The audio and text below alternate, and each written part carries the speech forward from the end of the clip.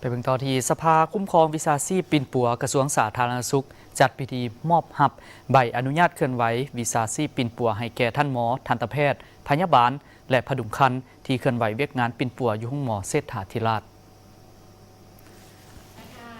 พิธีดังกล่าวได้จัดขึ้นในวันที่ 16 เดือนธันวาคม ปี 2022 ที่ผ่านมาที่ห้องหมอเศรษฐาธิราชเป็นเกียรติเข้าร่วมมีทานศาสตราจารย์ดร.ปอนเมฆดาลลอยประธานสภาคุ้มครองวิชาชีพปิ่นปัวท่านเกนิจิโกบายาชิ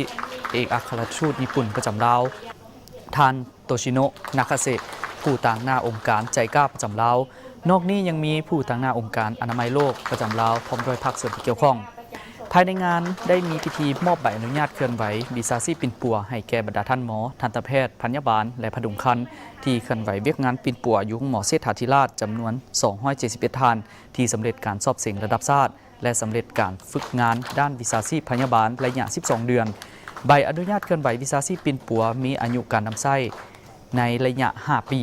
เมื่อได้รับใบอนุญาตแล้วผู้ประกอบวิชาชีพปิ่นปัวจะได้เคลื่อนไหวเวียกงานปิ่นปัวถูกต้องตามระเบียบกฎหมายและผู้ประกอบวิชาอาชีพปิ่นปัวจะได้สืบต่อยกระดับความรู้ความสามารถและประสบการณ์ปิ่นปัวของตนอยู่ตลอดเวลา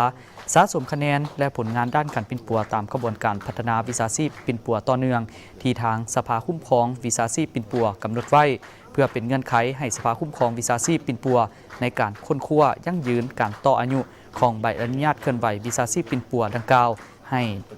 ในทุกๆ 5 ปีในพิธีมอบใบอนุญาตเคลื่อนไหววิชาชีพปิ่นปัวในครั้งนี้สภาคุ้มครองวิชาชีพปิ่นปัว